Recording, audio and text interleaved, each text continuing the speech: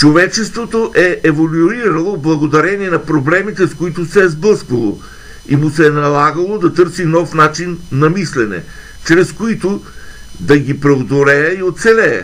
Ако няма търсене и трудностите, които колкото и неразрешими да са те, ние ще останем заседнали на някакъв етап в развитието си. Ние сме бивши служители на МВР.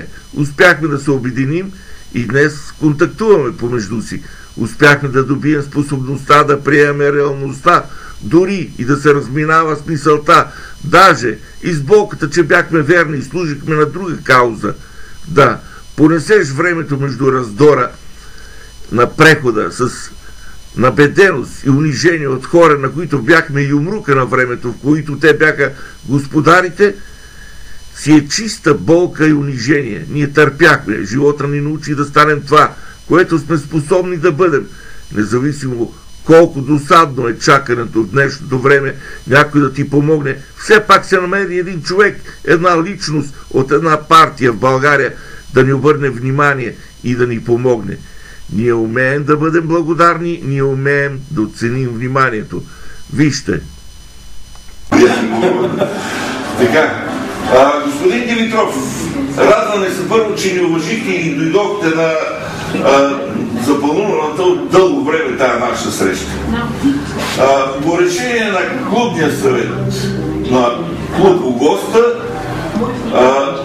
ние ви удостоверяваме с почетен член на нашия клуб Огоста, заради това, че вие като личност и като ръководител, координатор на една партия в Монтана, партия на ГЕРБ, единствено ни уважихте и се отзовахте в тежък момент за нас в преобзавеждането на клуба. Затова ние ви благодариме и ви правим почетен член на нашия клуб. Винаги може да идвате по всяко време и да ползвате и клуба, и да ви идвате и на гости. След това, ето ви нашия клубен символ. Значи, няма да чуваме истината, ако сами не си я кажем.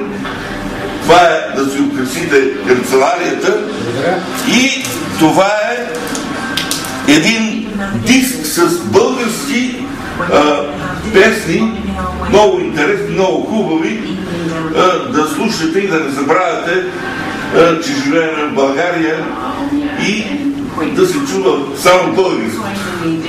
Поздравявам ви още един път и